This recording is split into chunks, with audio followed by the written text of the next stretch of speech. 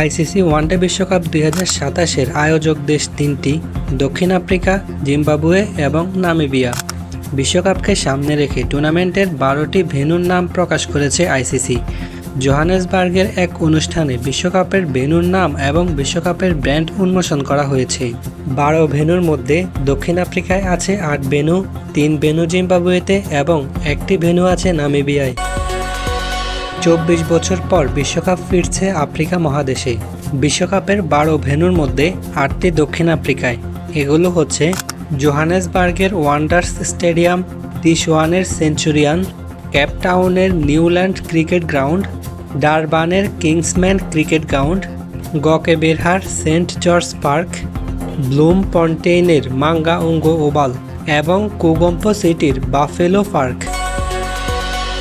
জিম্বাবুয়ের 3 ভেন্যু: হারারের Harare Sports Club, বুলাওয়ের কুইন্স স্পোর্টস ক্লাব এবং ভিক্টোরিয়া ফসলের ফল মুসিওয়া টুনিয়াও আন্তর্জাতিক ক্রিকেট স্টেডিয়াম।